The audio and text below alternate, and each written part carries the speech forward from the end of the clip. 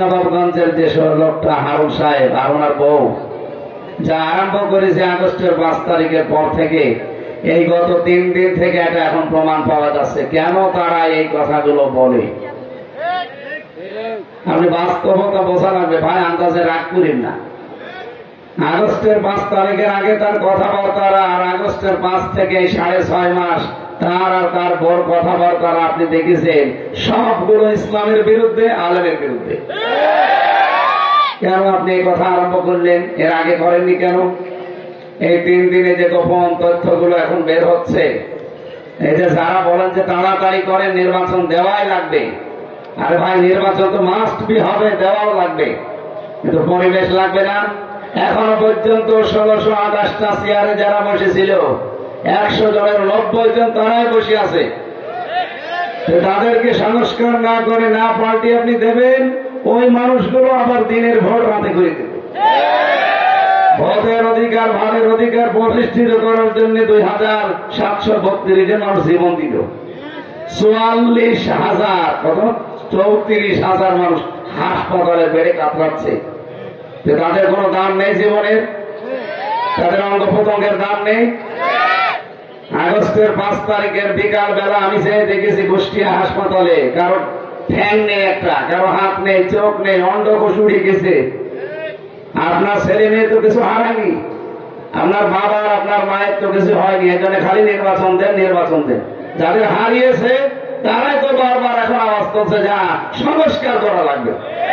কারণ এই শয়তানগুলোর সব দায়ী হাসিনা বারবার বলছে না যে আমারই দোষ, আর আমার আশপাশে ছিল তাদের দোষ নেই, আর আমার বোন রেহেনা যে এত টাকা কামাই করলো তার কোনো দোষ নেই। আসলেও তো মহিলা কি একাদশী? ওর সাথে যা ছিল ওই আন্ডা বাচ্চা, যারা চামচা, সবগুলো দায়ী। খালি হাসিনারে একা গালি দেওয়া হয় না, ওনারে একা গালি দেওয়া ঠিক না, যদিও হুকুমের আসামি উনি সব, কিন্তু বাকি যারা হুকুম তামিল করে আমাদের এই বিপদে ফেলে দিয়েছে, দোষ তো তাদেরও আছে। এক কথা বলেন না কেন? আল্লাহ রাব্বুল আলামিন বলেন ইন্নাল্লাযীনা ইয়াগুদ্দুনা আসওয়াতাহুম ইনদা রাসূলিল্লাহি উলাইকাল্লাযীনা ইমতাহানাল্লাহু কুলুবাহুম ইলা আখিরি আয়াত। কোরআনের আয়াত দ্বারা প্রমাণ হয় বিশ্ব নবীর উপরে যদি কেউ কথা বলে তাহলে তার সব কিছুকে আল্লাহ ব্যর্থ করে দেয়, ধ্বংস করে দেয়। এমনকি তার কলবকেও আমার আল্লাহ শক্ত করে দেয়, তাকওয়া তার কলবে আল্লাহ প্রবেশ করতে দেয় না। এখন যেহেতু রাসূলুল্লাহ নেই, রাসূলুল্লাহর নায়েব আছে আল উলামা ওয়ারাসাতুল আম্বিয়া, আলেম যারা এরা নবীর ওয়ারিস, উত্তরাধিকারী নায়েবে রাসূল। সুতরাং আলেমদের উপরে যারা কথা বলেন, আলেমদের উপরে যারা কাজ কারবার বেশি করতে চান, আপনি বুঝবেন আপনার পেছনের সবকিছু আল্লাহ নষ্ট করে দিয়েছে। তারা টেরও পায় না যে কখন আমার পেছনের ভালো কাজগুলো নষ্ট হয়ে গেছে। বলেন তো এটা কি শুধু রাসূলুল্লাহর জন্য না রাসূলুল্লাহর নায়েবদের জন্য? এই চাপাইগামী থেকে এটা যেহেতু রেকর্ড হচ্ছে, যেখানে যায় সারা বাংলাদেশে, আমার উপরে জোর করেন না, কারণ হাসিনা তো আমার শরীরে কিছু রাখে না। 3 বছরে আমার একেবারে শেষ করে দিয়েছে। আমি যার খোলা নিয়ে পড়ে আছি, যে খালি বসে আছি, আমার ভেতরে আর কিছু নেই। এখানে একটা মাস যদি বাড়ি থাকতে পারতাম অন্তত একটু ভালো হতো। আপনারা জোর করে করে নিয়ে যাচ্ছেন, আর এত জার্নি, দেখা যাচ্ছে যে আসল মাহফিলে ছাড়া এটা আরো কষ্ট হয়ে যাচ্ছে বেশি। কোরআনে কারিমের গুরুত্বপূর্ণ একটা আয়াত পড়েছি, পরিচিত আয়াত অনেকে। আপনারা যে কথা বলবেন আমরা নিয়ে আসেন কেন? দাঁড়িয়ে আছে থাক, বা থাক, যেখানে দাঁড়িয়ে থাকে থাক, কিছু বলার দরকার নেই। এদের যে ধৈর্য আছে সাধারণ মানুষ, এই তো অনেক কিছু। এমনিতে বর্ডার এলাকা যেগুলো সারা বাংলাদেশের, এগুলোর একটু ধৈর্য বেশি, কারণ এরা গোতা গাতা খায় তো। এরা বর্ডার না, আমাদের তো টিকে থাকা লাগে, অনেক সংগ্রাম করে, যুদ্ধ করে। কিছুদিন আগে শুনলাম চাঁপাইনবাবগঞ্জের পাশে দাদা বাবুরা নাকি কি নিয়ে এসেছে, দখল করে নেবে। আর এরা মেয়ে লোক কাপড় মাজায় বেঁধে বসে আয়। কোন এলাকায় যেন একটা চাপায়, কানসাটের এলাকায়, শিবগঞ্জ। সাহস আছে এদের। আর বাংলাদেশে এটা দ্বিতীয় ফিলিস্তিন বলা হয়। এক নম্বরে সাতক্ষীরা, 2 নম্বরে চাঁপাইনবাবগঞ্জ। এই 2 জেলার জন্য সারা বাংলাদেশ না সারা পৃথিবীর মানুষ যারা বাঙালি তারা জানে যে এই 2 জেলার উপরে কি কিয়ামত গেছে এই 15 বছরে। এদের জন্য দোয়া করে মানুষ। আমি নিজেও চাঁপাইনবাবগঞ্জ আমার মুখে চলে আসে, সাতক্ষীরা, এই 2 জেলার মানুষকে আল্লাহ জান্নাত দিয়ে প্রথমে উদ্বোধন করে। কারণ এদের যে কষ্ট, বোল্ডোজার দিয়ে এদের বাড়ি ঘর ভেঙে দিয়েছে। এই জেলায় না, এই জেলায় সাতক্ষীরায় আরো বেশি। এই জন্য ওই গজব আল্লাহ মনে হয় এই ফেব্রুয়ারি মাসের 5 তারিখে নাজিল করেছিল, আযাবুল বোল্ডোজার। ওটা আযাবুল বোল্ডোজার না? কত মানুষের কত কিছু ভেঙেছেন আপনি। এখন সব আস্তে আস্তে কিন্তু বের হয়ে যাচ্ছে। যে যতটুকু করবে তার উপরে কমপক্ষে আল্লাহ ডবল হিসাব নেবে দুনিয়া। এই জন্য বাংলায় বলে ছোট কাটায় কেউ যদি ধার নেয় বড় কাটায় শোধ দেওয়া লাগে। আপনি যা করেছেন ঠিক ওইটা আল্লাহ ডবল ভাবে করলে অনেক কিছু আপনাদের হারানো লাগবে। এই 15.5 বছরে যারা অত্যাচার জুলুম নির্যাতন করেছিল, কিন্তু আমরা সংযমী। রমজান মাস এসেছেও আমাদেরকে ওইটা শিক্ষা দেওয়ার জন্য আমরা অন্যায় ভাবে কারো উপর হস্তক্ষেপ করব না। আমি প্রশাসনের উপরে, যেহেতু এখনো দেশের মানুষ বিলা হয়ে আছে, কারণ ওরা যা করেছে এটা মাপের অযোগ্য। সবাই কিছু কোলাঙ্গার অফিসারের কারণে আজ এই পোশাকটারই বদনাম হয়ে গেছে। তত মানুষ বলছে যে পোশাকই পাল্টিয়ে ফেলে, বিভিন্ন কালার দেবে। আর এমন কালার দেবেন যেন ওরা শরীরের পোশাকে কোনো পকেট না থাকে। যদিও এখন যারা আছে এরা পোশাক খায় না। আগে যারা খেত, বাবা শাহজালাল আমার কাছ থেকে 10 লাখ টাকা নিয়েছে একদিন। যেদিন ধরেছে তারপরের দিন আমার বাবারে বলেছে 10 লাখ টাকা দেন, নয়তো 50টা মামলা দেন। ও বাবা তো আপনাদের মতো গ্রাম্য মানুষ, কৃষক, ও ভয়তে জিনিসপত্র বেশি দিয়ে দিয়েছে। অথচ শয়তানরা কথা রেখেছে, ও আবার পরের দিন আরেকটা মামলা দিয়েছে। ওই যে পুলিশ দাঁড়িয়েছে, ইনি না, ওনারে ধরে সমস্যা করি না। আমি যদি ওনাদের পাই, সেদিন এক শয়তানকে পেয়েছিলাম এই বগুড়া গাবতলী থানায়। একবার এসেছিলাম আগস্টের 5 তারিখের আগে। আমারে এমন তাড়া দিয়েছে মাঠের ভেতরে, পা আমার কেটে। এরপরে তো চাকরি সব হারিয়েছে। ও আমার গাড়িটা আটক করে মাওলানা আব্দুল বারী রশিদি, তার গাড়ি আটক করে 1,13,000 টাকা নিয়েছি। সিরাজগঞ্জ গোল চত্বরে দেখে এসে বলছো, হুজুর আমার মাফ করে দিন। কে আপনি? আমি সে ওসি আজাদ। আরে ভাই, আপনারা তো খুঁজছি, কোথায় ছিল? আমার বিভাগীয় মামলা হয়ে আমার চাকরি নড়বড়, আমি অনেক দূরে আছি, সেই কক্সবাজারে। আমার এক বন্ধুর মাধ্যমে খবর পেয়েছি যে আপনি এখানে আসেন, এই জন্য আমি আজকে মাফ চাইতে এসেছি। মাফ তো করে দিলাম, তোমার সে টাকা ফেরত দিন। 1 লাখ টাকা, 13,000 টাকা নিলেন, এটা ফেরত দিন, মাফ করে দেবো। বলছে টাকা নেই। না, মাফ নেই, টাকা নেই, মাফও নেই। টাকা দেবেন তারপর মাফ হবে। 7 দিন সময় দিন। 7 দিনের ভেতরে উনি 1 লাখ টাকা ফেরত দিয়েছে, আলহামদুলিল্লাহ। 90,000 তাও তো দিয়েছে। পুলিশ টাকা ফেরত দেয়, এটা মনে হয় পৃথিবীর ইতিহাসে প্রথম। না, সবাই না, মানে ওই রকম ধরনের পুলিশ যারা 15.5 বছরের জুলুমে ছিল, হাসিনার যারা লাঠিয়াল বাহিনী, এই মানুষগুলো এরা যে কত টাকা কামিয়েছে। আমার মতো মানুষের কাছে প্রায় 32 লাখের উপরে, এরপরে আকিস গ্রুপের কাছে 32 লাখের উপরে। কত টাকা বলে? আরো বড় বড় যাদেরকে ধরেছে, মামুনুল হকের কাছে, শাখাত হোসেন রাজের কাছে, জন আয়দার হাবিবের কাছে, এদের কাছে বহু টাকা খেয়েছে। আমার আফসোস লাগে, শয়তানরা টাকা খালি খায়, কথা তো শুনবি, টাকাও খায়, মামলাও দেয়। এইটা তো মাফ করার মতন। মামলার আয়ু কয়েকদিন আগে বলছে, হুজুর মাফ করে দিয়ে, মানে মাফ তো করবো, আপনি আমার কি করলেন?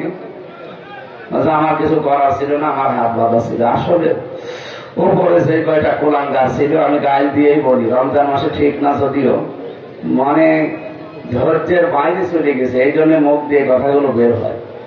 এদের উপরে যেন আল্লাহ সত্যি ডবল আযাব নাযিল করে, কারণ এগুলো মাপ পাওয়ার অযোগ্য। আপনি জেনে শুনে এইভাবে ভুল করাতে নেই ছোটখাটো অফিসার গুলো দিয়ে। এদের তো সেরকম দোষ ছিল না, দোষ হইল ওই কয়টা কোলাঙ্গারে। আল্লাহ যেন ডবল শাস্তি তার পক্ষ থেকে ওদের উপরে নাজিল করে। এখানে শরীর যাই আছে, রমজানে যেহেতু রোজাও রেখেছি, আর একটা মাস এখনো রোজা রাখা লাগবে। আমরা অনেক মানুষ এমন কথা বলি যে রোজা রাখলে নাকি আমার গ্যাস সমস্যা হয়, আমার ডায়াবেটিস সমস্যা হয়। না ভাই, এটা ভুল কথা। আমি নিজেও জেলখানায় যে আমার ডায়াবেটিস হয়ে গেছে, 26 ছিল, 17 ছিল, কিন্তু এখন এই 2 দিন রোজা রেখে আমি সুস্থ আছি। বিজ্ঞান প্রমাণ করছে রোজা রাখলে শরীরের অনেক কিছু কন্ট্রোল হয়ে যায়, বিশেষ করে গ্যাস, এটা ভালো হয়, ডায়াবেটিস কন্ট্রোলে আসে। অন্য সময় আপনি না খেয়ে থাকেন তো ডায়াবেটিস আমার 26 থেকে 54 হয়ে যাবে। কিন্তু রমজানে আমি রোজা রেখে আজ 2 দিন খুব ভালো আছি। সামনে মানে আশা করছি 28টা রোজায় ভালো থাকবো ইনশাআল্লাহ। 2017 সালে আপনারা জানেন জাপানের এক বিজ্ঞানী নোবেল পেয়েছে, নাম তার ইউশোনারি ওসামা। ছাত্রদের নাম উচ্চারণ করা মুখ বাঁকা হয়ে যায়, মানে এমন কঠিন নাম। এই লোকটা নোবেল পেয়েছে এই স্বাস্থ্যের উপরে গবেষণা করে। অটোফেজি নাম শুনেছেন কেউ? শিক্ষিত মানুষ নাম শুনবেন। অটোফেজি উনি আবিষ্কার করেছে। আমাদের শরীরে প্রায় 2 কোটি কোষ আছে। কোষ এগুলো না থাকলে আপনি বাঁচবেন না, কিন্তু এর চাইতে যদি বৃদ্ধি হয় তখন আপনার 2টা রোগ দেখা দেবে, একটা ক্যান্সার আর একটা টিউমার। এই 2টা তো ভালো নাকি? ভালো রোগ। এ হলে তো টেনশনে মানুষ মরে যাবে। আমি তামিলনাড়ুতে ছিলাম প্রায় 1 মাস 23 দিন ভারতে, জেলখানায় যাওয়ার আগে। ওই সময় দেখেছিলাম এই কোষগুলো বৃদ্ধি হওয়ার কারণে এই লোকটার রক্তের ভেতরে 5 প্রকার ক্যান্সার হয়েছে। অবশ্যই আমার কোটি টাকার উপরে খরচ হয়ে গেছে, কিন্তু ডাক্তার বলেছে আপনাকে 2-3 দিনের বেশি আর বাঁচবো না, কারণ ওই কোষগুলো এত বেশি হয়েছে যে আসল কোষ এখন দুর্বল। উনি প্রমাণ করছে যে শরীরের ভেতরে কমপক্ষে 2 কোটি কোষ আল্লাহ নিজের পক্ষ থেকে মানুষ বানানোর সময় ন্যাচারাল ভাবে এগুলো দিয়ে দিয়েছে। কিন্তু সব সময় যদি মানুষ 12 মাস খেতেই থাকে, তখন ওই আশপাশে যা কোষ আরো বৃদ্ধি হয়, ওই বৃদ্ধি হওয়া কোষগুলো থেকে তখন ক্যান্সার হয় আর টিউমার হয়। ক্যান্সার কয় প্রকার বললাম? 5 প্রকার। রক্তের ভেতরে শুধু 5 প্রকার। আর টিউমার হয় 2 প্রকার, একটা ভেসে ওঠে শরীরে আর একটা ভেতরে থাকে। এটা আমার একটা ভেসে উঠিস, এই যে এইটা। অনেকে হয় ভেতরে থাকে, চামড়ায় বোঝা যায় না, টিউমার হয়। এগুলো হওয়ার হচ্ছে কারণ ওই কোষগুলো বৃদ্ধি হওয়া। উনি বলছে আমি এই কোষগুলো ধ্বংস করার জন্য আবিষ্কার করব।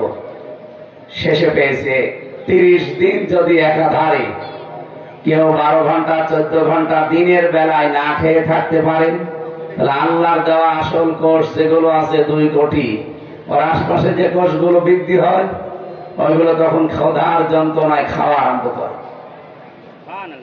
নিজে 12 ঘন্টা 14 ঘন্টা আমরা না খেয়ে আসি, ওই কোষগুলো তো কিছু খাওয়া লাগবে, তখন ওই কোষ খাওয়া আরম্ভ করে। 30 দিনে পুরাটা একেবারে খেয়ে সাবাড় করে ফেলে, একটাও বাকি থাকে।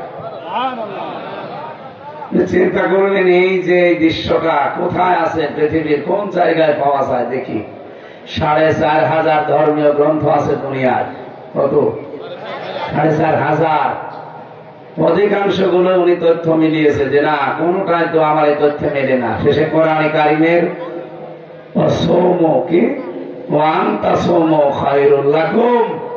এই শব্দটার সাথে তিনি পেয়েছেন। আল্লাহ বলে তোমরা রোজা রাখো, তোমাদের জন্য ভালো হবে। এই যে ভালো হবে, কি ভালো হবে? উনি 27টা পয়েন্ট এখানে দিয়েছেন যে 27টা উপকার হয় রোজা রাখলে। বলেন সুবহানাল্লাহ। তার ভেতরে 1 নাম্বার, এই কোষগুলো 30 দিনে পুরা খেয়ে সাবার করে ফেলে আপনার আল্লাহর দেওয়া কোষ, তখন আপনাকে ক্যান্সার এবং টিউমার থেকে বাঁচিয়ে দেয়। সুবহানাল্লাহ। এজন্য রোজা যারা রেখেছেন, আমরা উপকার গুলো আজকে শুনবো। কোরআনে কারিমের তেলাওয়াত কিন্তু আয়াত দিয়ে আমরা তাফসীর আকারে কথা বলতে বলতে ইনশাআল্লাহ। নবাবগঞ্জের যে লোকটা হারুন সাহেব, হারুনার বউ, যা আরম্ভ করেছে আগস্টের 5 তারিখের পর থেকে, এই গত 3 দিন থেকে এটা এখন প্রমাণ পাওয়া যাচ্ছে কেন তারা এই কথাগুলো বলে। আপনি বাস্তবতা বোঝা লাগবে ভাই, আন্দাজে রাগ করেন না। আগস্টের 5 তারিখের আগে তার কথাবার্তারা আর আগস্টের 5 থেকে 6.5 মাস তার আর তার বড় কথাবার্তা আপনি দেখেছেন সবগুলো ইসলামের বিরুদ্ধে, আলেমের বিরুদ্ধে। কেন আপনি এই কথা আরম্ভ করলেন? এর আগে করেননি কেন?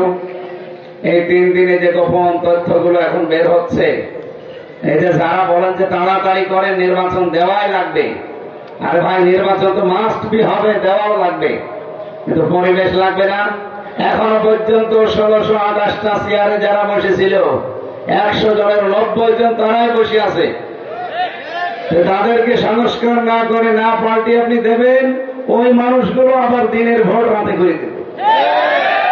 ভোটের অধিকার, ভাতের অধিকার প্রতিষ্ঠিত করার জন্য 2732 জন মানুষ জীবন দিল। 44,000 কত 34,000 মানুষ হাসপাতালে বেড়ে কাতরাচ্ছে। তাদের কোনো দাম নেই জীবনের, তাদের অঙ্গ প্রত্যঙ্গের দাম নেই। আগস্টের 5 তারিখের বিকাল বেলা আমি যে দেখেছি কুষ্টিয়া হাসপাতালে, কারো ঠ্যাং নেই একটা, কারো হাত নেই, চোখ নেই, অন্ডকোষ উড়ে গেছে। আপনার ছেলে মেয়ে তো কিছু হারায়নি, আপনার বাবা আপনার মায়ের তো কিছু হয়নি, এজন্য খালি নির্বাচন দেন, নির্বাচন দেন। যাদের হারিয়েছে তারাই তো বারবার এখন আওয়াজ করছে যা সংস্কার করা লাগবে। কারণ এই শয়তানগুলোর সব দায়ী হাসিনা বারবার বলছে না যে আমারই দোষ, আর আমার আশপাশে ছিল তাদের দোষ নেই, আর আমার বোন রেহেনা যে এত টাকা কামাই করলো তার কোনো দোষ নেই। আসলেও তো মহিলা কি একাদশী? ওর সাথে যা ছিল ওই আন্ডা বাচ্চা, যারা চামচা, সবগুলো দায়ী। খালি হাসিনারে একা গালি দেওয়া হয় না, ওনারে একা গালি দেওয়া ঠিক না, যদিও হুকুমের আসামি উনি সব, কিন্তু বাকি যারা হুকুম তামিল করে আমাদের এই বিপদে ফেলে দিয়েছে দোষ তো তাদেরও আছে। এক কথা বলেন না কেন? ওনারা জানেন উনি যাওয়ার সময় 14টা বাক্স নিয়ে গেছে, ব্রিফকেস, সব খালি মাটি ভরা ছিল। কি এই যে দেশটা এখন ফকলা, কিছু নেই। একটা মানুষ এখন আজকে জন্ম নিলে তার মাথার উপরে 1,10,000 টাকা ঋণ। আপনি টের পাচ্ছেন কোথায় পৌঁছিয়েছে দেশ? এক ইসলামী ব্যাংক থেকে 75,000 কোটি টাকা চুরি করেছে শয়তানরা। এই যে এস আলম যে লোকটা চুরি করেছে, ও কালকে তারেক জিয়ার সাথে দেখা করেছে যে আমি হালাল হতে চাই। হালাল এখন এই দাদা বাবুদের ফাঁদে যদি, দাদা বাবুরা সব খারাপ না, হিন্দুরা সব খারাপ না, উগ্র যারা, যারা জঙ্গি, যারা সন্ত্রাসী, যারা মানুষ জবাই করে গরু খাওয়ার জন্য, আপনি গরু জবাই করবেন আপনাকেও জবাই করে দেবে, এমন দৃশ্য ভারতে দেখেননি? এগুলো হিন্দু না, এগুলো জঙ্গি। হিন্দুটা আমার আশপাশের বাড়িতেও আছে, আমি যেখানে বাড়ি আমার কুষ্টিয়া, আমার পাশের বাড়ি হিন্দু। তারা তো ঠিক তাদের ধর্মে যা আছে সেগুলো পালন করে যাচ্ছে, একসাথে দিনের বেলা দেখা হয়। আমি এমন কি বলছি, আমার কাছে তারা গরুর গোশত খেয়েছে চুরি করে, বছর বছর বলবেন না। কিন্তু আপনারা গরু জবাই করলে মুসলমান জবাই করে ফেলেন। আপনি মানুষ, আপনার ধর্মে যা যা আছে আমি তো নিষেধ করি না, যে আপনার ধর্মে যা আছে আপনি পালন করেন। মাটির জিনিস দিয়ে আপনি বোতল বানিয়ে তার সামনে মাথা নত করেন, আমি নিষেধ করেছি যে করা যাবে না। আপনার ধর্মে আপনি ফাঁকি পালন করেন, আমার ধর্মে আছে গরু জবাই করা লাগবে, আপনি করতে দেবেন আমার?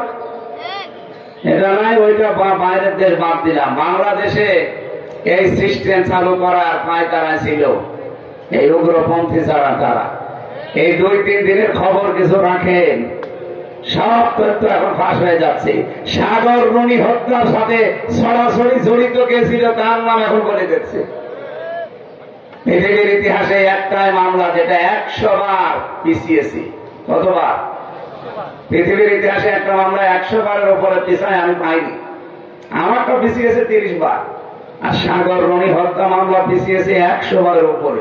অথচ এই যে এখন ফাঁস হয়ে গেছে যে আসলে কে ছিল মূল হোতা। ওদের কাছে এমন কিছু তথ্য ছিল যেটা জানলে এই দেশের মানুষ ওই দিনই হাসিনাকে নামিয়ে দেবে। এই কারণে ওই কায়দা করে স্বামী স্ত্রীর মেরে দিয়েছে। এরকম বহু মানুষকে যারাই মুখ খুলতে চেষ্টা করেছে তাদেরকে আল্লাহর কাছে পাঠিয়ে দিয়েছে। এই যে উগ্র জঙ্গি, এই সন্ত্রাসী, এই মানুষগুলো এখন বিভিন্ন মানুষের মাথার উপরে ভর করেছে। আমি নাম নিলাম না তাদের, আপনারা টের পাচ্ছেন, এটা যে রেকর্ড হচ্ছে সারা দুনিয়া যাচ্ছে। ওদের ফাঁদে পা দিয়ে কি হয় আপনি টের পাচ্ছেন না ভাই? আশপাশের রাষ্ট্রগুলোর দিকে তাকান তো, পাকিস্তানের সাথে সাপে নেউলে সম্পর্ক, কথা বলে না কেন? নেপালের সাথে ওদের সম্পর্ক ভালো না, মালদ্বীপের সাথে ভালো না, ভুটানের সাথে ভালো না, পাশে মায়ানমারের সাথে ভালো না, চীনের দিকে টানে, চীনের সাথেও ভালো না। আমাদের সাথে ভালো ছিল, কন্যা নেই সম্পর্ক। ডক্টর মোহাম্মদ ইউনূস, সে যাই হোক, আপনারা অনেক কিছু উল্টাপাল্টা ধারণা করতে পারেন। উনি যদি ওই মুহূর্তে যদি দায়িত্বটা না নিত, এই দেশকে কন্ট্রোল করা কঠিন হয়ে যেত। আল্লাহ সব পরিকল্পনা করে, উনি এই লোকটাকে এনে বসিয়েছে, ঠিক আছে, ভালোই করেছে, তাছাড়া টিকে থাকতে পারতাম না। বাইরের দেশের মডেল যারা আছে, পৃথিবী যারা কন্ট্রোল করে, এই মানুষগুলোকে এরা বোঝাতো যে এই দেশে জঙ্গি ভরে গেছে। এই যে এখন কতগুলো মানুষ মাঝাতে বসে আছে, এটা সবই তুলে ইন্টারনেটে দিয়ে দিত, বলতো এই দেখেন কত জঙ্গি। আর ট্রাম্প তো এমনি দাঁড়ি টুপি দেখলে ভয় পায়, লাফিয়ে উঠে বলতো ওরে বাবা বাবা, রাবার নিয়ে আয় হাসিনাকে। এই মিথ্যা তথ্যটা দেওয়ার জন্য গিয়েছিল মোদী কয়েকদিন আগে। ট্রাম্পের কাছে বানিয়ে সানিয়ে মিথ্যা বলবে যে বাংলাদেশে জঙ্গি ভরে গেছে, এ দেশ আর কন্ট্রোল করা সম্ভব না, আমার কথিত স্ত্রীকে আবার ওখানে পাঠায়। না, মানে না। ট্রাম্প বলছে কিসের কি, আপনার ব্যাপার আর হাসিনার ব্যাপার, ওই নিয়ে আমার কাছে কোনো কথা বলবেন না। মোদী দেখছে যে আসলাম কোথায়, তো বাড়া ভাতে লবণ দিয়ে দিয়েছে। আমরা স্পষ্ট বলতে চাচ্ছি, এদেশে কারো কর্তৃত্ব আর চলবে না। সে ভারত বলেন, পাকিস্তান বলেন, চীন বলেন, তুরস্ক বলেন না, আমরা চলবো আমাদের নিজেদের মতো। কথা বলেন না কেন? ৯৬% মুসলমান আমরা এখানে বাস করি, ৯৬% মুসলমান যা চাবে এই দেশে তাই হবে। কি কথা বলেন? অন্যান্য যারা আছেন ৪-৫%, আপনারা আপনাদের ধর্ম কর্ম নিঃস্বার্থ নির্দ্বিধায় পালন করবেন, কোনো বাধা নেই। কেউ যদি বাধা দেয় তার খবর আছে।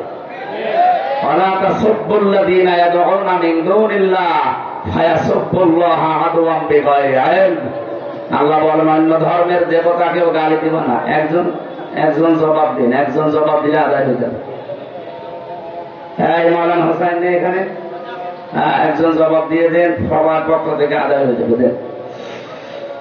চাঁপাইনবাবগঞ্জবাসী অন্য ধর্মের দেবতাকে গালি দিতে আল্লাহ নিষেধ করেন। এই কারণে হে নবী, আপনি জানেন অন্য ধর্মের দেবতাকে গালি দিলে তারা না বুঝে রাগ করে আপনার আল্লাহকেও গালি দিয়ে ফেলতে পারে। আপনি হিসাব করে দেখেছেন ইসলাম কত সেন্সিটিভ। অন্য ধর্মের দেবতাকেও গালি দেওয়া নিষেধ।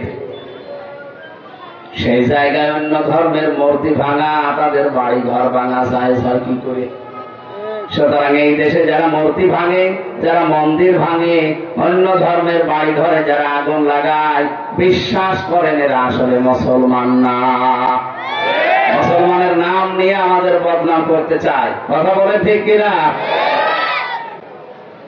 এই জন্য আমরা কারো ফাঁদে যেন পা না দিই, খুব সতর্ক থাকা লাগবে। প্রায় আমি এই আগস্টের 5 তারিখের পর থেকে এই মার্চ মাসের 3 তারিখ চলছে আজকে, গতকালকের রিপোর্ট দেখেছেন আপনারা, এই 2 তারিখ, এই 7 মাসের ভেতরে কমপক্ষে 27টার উপরে ওরা চেষ্টা চালিয়েছে দেশটা যেন অস্থিতিশীল করা যায়, কিন্তু একটাও এদেশে হালে পানি নেয়নি। আর এগুলো সব করেছে দাদাদের কথা মতো। একটাও যেহেতু দেশের লোক সব ধৈর্য এবং সহ্য নিয়ে হ্যান্ডেলিং করেছে। গত কয়েকদিন আগে একটা শুরু করেছিল রাখাল রাহা নবীকে গালি দেওয়ার মাধ্যমে। আপনি কি মনে করছেন এই লোকটা গালি দিয়েছে ইচ্ছা মতো? না, ওকে গালি দেওয়ানো হয়েছে। চেয়েছিল যে একে দিয়ে গালি দেওয়াবো, বাংলাদেশের মুসলমানেরা আর সাই করুক, নবীর ব্যাপারে কিন্তু সব এক। এরা তখন রেগেছে, এর মারধর করবে, এটা বিশ্বের মিডিয়াকে দেখাবো, এই দেখেন অন্য ধর্মের মানুষের উপরে কি চলছে। কিন্তু আমরা হ্যান্ডেলিং করেছি খুব ধৈর্য এবং সহ্য নিয়ে। আমরা বলেছি তার বিচার চাই, কিন্তু আইনি প্রক্রিয়ায়। কথা বলে না কেন? আইন হাতে তুলে নিতে যাবেন না, কারণ মিডিয়াগুলো কিন্তু বিশ্বের মিডিয়া, সেগুলো খুব উৎপেতে আছে। যেই দিন গেছে মোদী ট্রাম্পের কাছে, ওই দিন ঠিক ওই দিনই ডক্টর মোহাম্মদ ইউনূস আন্তর্জাতিক মিডিয়াগুলো সব নিয়ে গেছে আয়না ঘরে। দেন, এই দেখেন, আপনি কি বলবেন, আমি কি দেখাচ্ছি দেখেন। বাংলাদেশের মিডিয়া তো না, সব আন্তর্জাতিক মিডিয়া নিয়ে গেছে। এবং ওই দিন জাতিসংঘ রিপোর্ট পেশ করেছে। ফ্রান্সে কিছু বলবে, আরে ভাই ও সাথে মাতাল হলো, তাহলে ঠিক আছে, ওর বিশ্ব নিয়ে চলা লাগবে না। আন্দাজে মতের কথা মতো একটা কিছু করে ফেললে বিশ্ব থেকে চাপ আসবে না। এই জন্য বলছে ওটা হাসিনার ব্যাপার আর আপনার ব্যাপার, ও নিয়ে আমার কাছে কথা বলবেন। আপনার সাথে আমি কথা বলি, আর এই দেখেন ডক্টর ইউনূস সব ফাঁস করে দিচ্ছে যে ওই মহিলা আয়না ঘরের সাথে জড়িত, আর ওই মহিলাকে দিয়ে করিয়েছেন আপনি।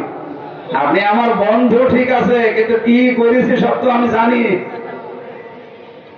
এখানে চাষা আপন তেরা বাসা, এখন তাই সেই অবস্থায় আছে। আমাদের বাংলাদেশে যেমন বলেছিল যে আমরা আপনাকে আর চাই না, ভারতও এখন সারা ভারত থেকে আপনারা এই কয়েকদিন ধরে দেখতে পাচ্ছেন, তারা বলছে যে না, আমরাও এরকম বাংলাদেশের মতো, মোদি হটাও।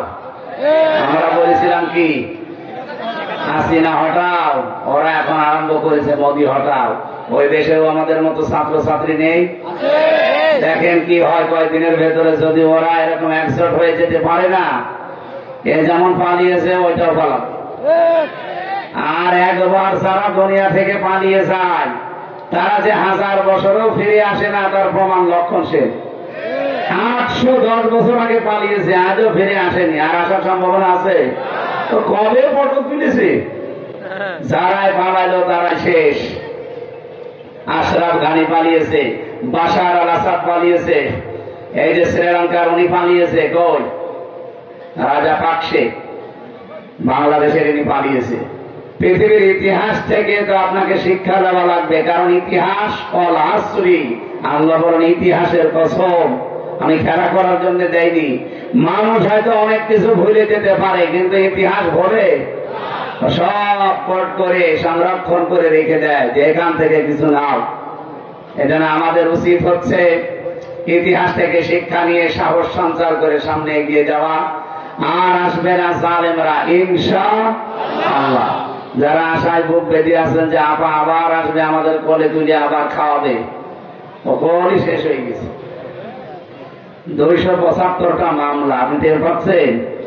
আমার 2টা ভাঙ্গাচোরা মামলা ছিল, তাই যদি 3 বছর যাওয়া লাগে, আর 275টা, এক এক মামলায় যদি 1.5 বছর করে হয়, কত বছর? কব্বরে চলে যাবে, এরপরে আবার উঠবে, আবার কব্বরে যাবে।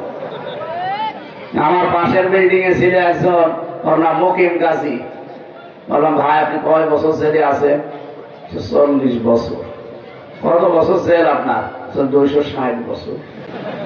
260 বছর আপনার জেল, আপনি আবারও বের হবেন? হুজুর দোয়া করেন আমি যেন বাইরে যেতে পারি। কবে? আপনার বয়স কমপক্ষে এখন প্রায় 65 বছর। সেই 25 বছর বয়সে আপনি ঢুকেছেন শুনলাম, এখন 40 বছর আছে। কত বছর বয়স? 65। কত? 260 বছর তার জেল। ও আবার কবে বের হবে, আবার কবে বের বাইরে এসে আমাদের সাথে মিলবে বলে? ওর যেমন আশা নেই, মানে ও আশা করলেও যেমন সম্ভব না।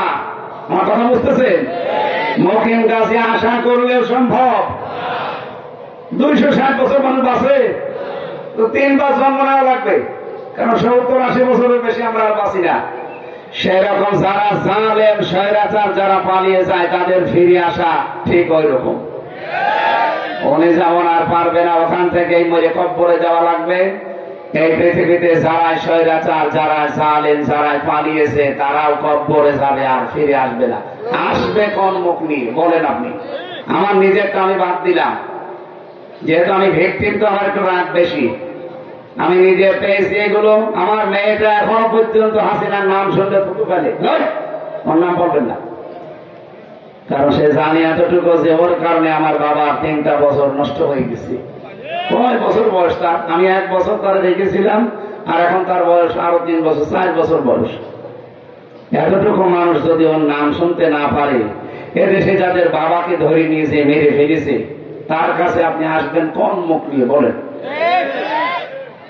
কারো ভাইকে, কারো বাবাকে, কারো বোনকে কত মানুষকে জঙ্গির নাটক দিয়ে ধরে নিয়ে যেত, 2-3 মাস 1 বছর এক ঘরের ভেতরে রেখে বিশাল চুল দাড়ি গছাইতো, বলতে এই যে জঙ্গি ধরা পড়িস, পুরাটা নাটক। এই 7 মাসের ভেতরে একটা জঙ্গি ধরা পড়েছে? কেন পড়ে না? কারণ জঙ্গির নাটক যে লেখবে সে মহিলা তো পালিয়েছে। আর যাদেরকে দিয়ে করাবে, এই আসাদুজ্জামান, মনিরুল, এরা এগুলো সাজাতো বিশ্বের আন্তর্জাতিক মিডিয়াকে দেখানোর জন্য। বিশ্বের মডেল যারা আছে, আমি রিমান্ডে নিজ কানে শুনেছি, তারা বলছে এই নাটক আর কতদিন। এই দেখেন কোরআন শরীফ আমার সামনে, আমি রোজা রেখেছি, মাথার উপর নিয়ে আমি বলতে পারি, এ কথা আমি নিজে শুনেছি ওদের মুখে। রিমান্ডে আমার নিয়ে ওরা নিজেরা বলাটাও করছিল যে এইভাবে আর কতদিন। তার মানে এগুলো সব সাজানো ওদের। আপনার বিশ্বাস হচ্ছে না? পুলিশকে জিজ্ঞাসা করেন, ওই যে বসে আছে পুলিশ, জিজ্ঞাসা করেন, সবগুলো নাটক ছিল। এই 7 মাসে একটা জঙ্গি ধরা পড়লো না কোন কারণে? হাসিনা থাকলে 7 মাসে আমার মনে হয় 1000 আলেম জেলে থাকতো। পোড়াটা বানিয়ে বানিয়ে যাদের জীবন নষ্ট করেছেন, আপনি তাদের কাছে কোন মুখ নিয়ে যাবেন বলে? আপনি যে ফিরে আসবেন চট করে, কিভাবে আসবেন? আপনি বলেন আমি আসতেছি, আশেপাশে আসি, চট করে ঢেকে পড়বো চাঁপানবাবগঞ্জের এই কনসার্টের বর্ডার দিয়ে। আপনি আসেন, আমার সামনে তো দাঁড়াবেন, আমার মেয়ের সামনে দাঁড়াবেন, এই লোকের সামনে দাঁড়াবেন। হয় এর ভাই গুম হয়েছে, না আমার বাবা গুম হয়েছে। 2700-র উপরে মানুষের আয়না ঘরে ছিল, আপনি টের পাচ্ছেন? মানবতা কোথায় নিয়েছিল? এখনো পর্যন্ত দেখি অনেকে জালেমের সাফাই গায়। এ কি মানুষ না জানোয়ার? কালকে পলক সাহেব একটা কথা বলেছে, আপনি দেখেছেন, পলক যে মন্ত্রী ছিল, বলছে সবাইকে অন্তত বাংলাদেশে জেলে দেওয়া দরকার। তার মানে টের পাচ্ছে যে জেলে গেলে কি হয়। আমরা যেমন টের পেয়েছি না, বাংলাদেশের যে জেলখানা, এখানে অপরাধ মুক্ত হওয়ার জন্য পর্যাপ্ত ব্যবস্থা নেই। কোরআন এবং হাদিসে নবীজি যে সিস্টেম করেছিলেন ওইটা বাংলাদেশে কায়েম করা দরকার। তাহলে জেলখানা হবে, ওখানে লেখা আছে এটা সংশোধনাগার, না, সংশোধনের পরিবর্তে আরো মানুষ খারাপ হয়। আমি নিজে দেখেছি ভেতরে যে অনেকে গাঁজার গাছ লাগিয়েছে। জেলার একদিন এসে বলছে তুই গাঁজার গাছ, তুই বীজ পেলি কোথায়?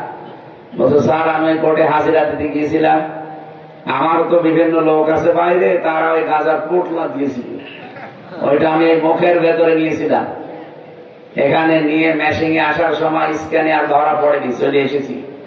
এসে এই যে বোতলের মুখ কেটে ওর উপরে মাটি দিয়ে টপ বানিয়েছি, ওর উপরে গাঁজার বীজগুলো আজ 2 মাস আগে লাগিয়েছি। দেখেন কত বড় বীজ। জেলা তো হিন্দু তো দেখলাম, শয়তান তুই গাঁজা খাওয়ার কারণে পুলিশ তোরে ধরে দিল আমার কাছে জেলে, তোরে আমি রাখলাম জেলের কন্টেম সেলের ভেতরে, তুই এর ভেতরেও গাঁজার গাছ লাগালি, তোরে আমি তো স্বর্গে দেওয়া লাগবে। বাংলাদেশের এই জেলখানাগুলো মানুষ সংশোধনের জন্য পর্যাপ্ত ব্যবস্থা নেই। যদি এই সিস্টেম গুলো চালু থাকতো, ওই ব্রিটিশের নিয়মই চলে। যদি এই নিয়ম করতো যে যারা অপরাধী, যাদেরকে সত্যি অপরাধ প্রমাণ হয়, 8 বছর 10 বছর জেল মনে করেন।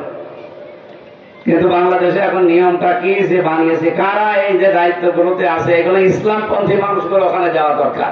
30 বছর জেল দেয়। আরে ভাই 30 বছর জেল দিলে তার 30 দিনের কিছু থাকে? একটা অপরাধ সে করেছে, তাহলে তো সংশোধনের সময় দেবে। 30 বছর যদি জেল খাবে, আর কমপক্ষে 25-30 বছর জেলে যায়, 60 বছর শেষ, সে বের হয়ে আর কি করবে? ওই শাহজাহান জল্লাদের মতো এসে বিয়ে করবে, ঘুরে মরে যাবে। শাহজাহান মরে যায়নি, মরে গেছে। আমার সাথে ছিল, যেই দিন জেলে গেলাম ওই দিন ওর সাথে দেখা। আমার এসে বলছে হুজুর আমি জল্লাদ শাহজাহান। জল্লাদ শাহজাহান চেহারা দেখে আমি পানি খাবো, পানি খাবো। কারণ ওর যে চেহারার সময় গোপ এইরকম পাকিয়ে রাখে সেনারুল ওসমানের মতো, ভেতরে তো সেরকম দাপট নিয়েছে। যখন ফাঁসি দিত, এক একটা ফাঁসি দিলে 4 মাস মাফ হয়ে যাও, মনে করে তো আমি বের হয়ে চলে যাব। আর খাওয়া দাওয়া ওর জন্য সরকারের পক্ষ থেকে আলাদা ছিল। তো ওই দিন ওরে আমি দেখেছিলাম, ও সংশোধনের জন্য এই যে 30টা বছর জেলখানায় কাটিয়ে আসলো, এরপরে মরে গেল। কি ওর দুনিয়াও শেষ, আখিরাতও শেষ। কারণ বহু মানুষকে সে ফাঁসি দিয়ে 4 মাসটা মাফ হয়েছে, ঠিক আছে, কিন্তু কত নিরপরাধ মানুষের ভেতরে ফাঁসিতে ঝোলায়নি। ও নিজে নিজে আমাদের সাথে এসে রাতের বেলা বলতো যে হুজুর এই মাওলানা মতিউর রহমান নিজামীকে ফাঁসি দিতে আমি কেঁদে ফেলেছি। এটি আমার সারুল ইসলাম কি ওনার নাম, যে মীর কাশেম আলীকে ফাঁসি দেওয়ার সময় আমি কেঁদে ফেলেছি। কিন্তু এরকম মানুষকেও আমি ফাঁসি দেবো, কারণ এখন আমার অর্ডার, যেহেতু আমার 4 মাস মাফ হবে, এই কারণে আমি এগুলো করেছি। এটা আমার বিবেক মেনে নেয় না। মাঝে মাঝে ওনারে নিয়ে আরো এখন যে জল্লাদিনী আসান, আমি ভাবতাম আল্লাহ, এই যে এই 4 দেওয়ালের মাঝে মানুষ সংশোধনের জন্য বহু পদ্ধতি তৈরি করা যায়, কিন্তু কাদের নিয়ম মেনে আমরা সেই ব্রিটিশের নিয়ম মেনে এতদিন চলবো? কোন কারণে? এজন্য ইসলামপন্থী মানুষগুলো যদি সত্যিই কোরআন বুকে নিয়ে ক্ষমতায় যেতে পারে, 300 এমপির ভেতরে মাত্র 151 জন, এই মানুষগুলো যদি সত্যিই সংসদে যে বলতে পারে যে জেল কোড পাল্টাতে হবে, এই নিয়ম নীতি থাকবে না। এখানে যাদের সাজা হবে তাদেরকে বলা লাগবে কোরআন শরীফ মুখস্থ করেন, কোরআনের ব্যাখ্যা পড়েন। যদি 2 বছর 5 বছরে আপনি 5 পারা মুখস্থ করতে পারেন, আপনার 3 বছর জেল মার। মানুষ এমনিতেই কোরআনের স্পর্শে এসে ভালো মানুষ হইতে। আমি এক ওসিকে পড়াতাম ওই ছাত্র জীবনে, যখন বিশ্ববিদ্যালয়ে ছিলাম। আমার সামনে সে ঘোষ নিয়েছিল। পড়াতে পড়াতে একবার ঘোষের আয়াত যখন এসেছে, লা তাকুলু আমওয়ালাকুম বাইনাকুম বিল বাতিল, ওই দিন এসেছে 10 লক্ষ টাকার মান্ডি। আমার বলছে হুজুর নেবো, নেবেন না? আপনারা পড়ালাম কি, আর আজকে সে ঘোষের আয়াত করেছে। এটা ঘোষ না, এরকম জিনিস আমি খাই, এর আগেও খেয়েছি, এটা হাদিয়া। হাদিয়া মানে সরকার আপনারা হাদিয়া দেয় না। ওই সময় দেখলাম গরম দিল, আরে ব্যাটা আমি কোরআন শরীফ পড়ছি, আর এর ফাঁকে তুমি এই জিনিস নিয়ে আসলে। গরম দিয়ে তাড়িয়ে দিল। পরে নিয়েছে কি আমি জানি না। এরকম হাদিয়া ওনার কাছে যদি মাসে 5টা আসে, ওনার বেতন নেওয়া লাগে? বেতন কয় টাকা? নাই 50-60 হাজার টাকা। এরকম 5টা হাদিয়া আসলে 50 লাখ, 5টা আসলে মাসে। পরবর্তীতে আমি যে কয়দিন ছিলাম, ওনারে কোরআন শরীফ পড়িয়ে অর্থ ব্যাখ্যা যেভাবে পারতাম, আমার বলতো আমি প্রতিটি শব্দের অর্থ বুঝে বুঝে পড়তে চাই আপনার মতো। আমার মতো পড়তে হলে আপনি গ্রামার জানা লাগবে, তাই পড়বো। এবারে চেষ্টা করে করে সর্বশেষ যখন দেখলাম না, অনেক পরিবর্তন হয়েছিল লোকটা। ওনার সামনাসামনি অন্তত হাসিনার আমল চলছিল, তারপরও সরাসরি অন্যায় আমি করতে দেখিনি। গোপনে করেছে সেটা আল্লাহ দেখবে। এই জন্য কোরআনের কাছে সংস্পর্শে যদি সত্যি আসতাম আমরা সবাই, জেলখানার কথা বলছি কারণ আমি ছিলাম, এই জন্য সব জায়গাগুলো যদি এইটার কাছে নিয়ে যাওয়া যায়, আল্লাহ পাক বলেন ওয়ালাকাদ ইয়াসসারনাল কুরআনা লিযিকরি, এই জিকিরটা আমি দুনিয়ায় দিয়েছি মানুষের জীবন সহজ করার জন্য, পরিচ্ছন্ন করার জন্য, পরিষ্কার করার জন্য। ফাহাল মে মুদ্দাকির, এরপরও কি এখান থেকে কেউ শিক্ষা নিতে পারো না? আফসোস করছে কে? বলে বলে আল্লাহর এই আফসোস এই রমজান মাসে, কোরআন নাযিল হওয়া মাসে থাকতে দেবে না। এখন থেকে ধীরে সিদ্ধান্ত নিয়ে বাড়ি যাবেন যে আজকে থেকে যারা কোরআন পড়তে পারেন না, কোরআন বোঝেন না, এই 1 মাসের ভেতরে এমন সিদ্ধান্ত নেব, নারী পুরুষ যাই হই, অন্য যা কাজ করি 10-15 মিনিট প্রতিদিন এর পেছনে আমি সময় দেব। 15টা মিনিট দেওয়া যাবে না। আর এখানে আপনারা একটা মাদ্রাসা বানিয়েছেন, এই এলাকার লোকের জন্য তো একটা নিয়ামত। এখানে যদি দিনের বেলা, রাতের বেলা, মাগরিবের পরে ছোট ছোট বাচ্চাদের পড়ায়, বয়স্ক মানুষেরা এসার পরে 8 ঘন্টা সময় দেবে। তারাবি যদি 9:30টায় শেষ হয়ে যায়, 9:30 থেকে 10টা, আধা ঘন্টা কোরআন শরীফ পড়ে। এই মহাতামিম যে আছে কাবিরুল নাকি, ওনার আরো যারা শিক্ষক শিক্ষিকা আছে আশপাশে 1-2-3 কিলোমিটার থেকে এসে পড়বেন। যেভাবে হোক শিখে মরা লাগবে। আপনি যদি শিখতে নাও পারেন, শুধু চেষ্টা চালিয়ে যান, তাও আপনি তালেবে এলেন। আর তালেবে এলেন মরে গেলে কোনো হিসাব নেই, বিনা হিসাবে জান্নাত। তালেবে এলেন শুধুমাত্র 8 বছর 10 বছরের শিশু বাচ্চারা না, এ মুরব্বীর তালেবে এলেন। কি কথা বুঝতেছেন? এই জন্য আল্লাহ যেহেতু আফসোস করেছে, ফাহাল মিন মুদ্দাকির, এখান থেকে শিক্ষা নেওয়ার মতো কি কেউ নেই? আল্লাহর আফসোস যেন আমরা সামনে থাকতে না দেই। এই রমজানে গুরুত্বপূর্ণ সিদ্ধান্ত নিয়ে আজকে বাড়ি যাবে, এখন থেকে আলিফ বা শুরু করবেন। কি কথা বুঝতেছেন? পড়তে পারেন না কোরআন শরীফ, কারা শুদ্ধ করে হাত তোলেন তো। পড়তে পারেন না শুদ্ধ করে, আপনার লজ্জা লাগছে না? হাত তুলছেন, হাত নামান। আপনি আর হিন্দু তো সমান, তাহলে ওর আগা কাটা আছে, ওর আগা কাটা নেই, এই পার্থক্য। না আমি তো লজ্জা দিতাম না। মুসলমান আপনারা সাক্ষী কি সাক্ষীরা চাপায় নবাবগঞ্জ আমরা যে নিয়তে দেখি, যে চোখে দেখি, সেটা তো পাওয়া যাচ্ছে না।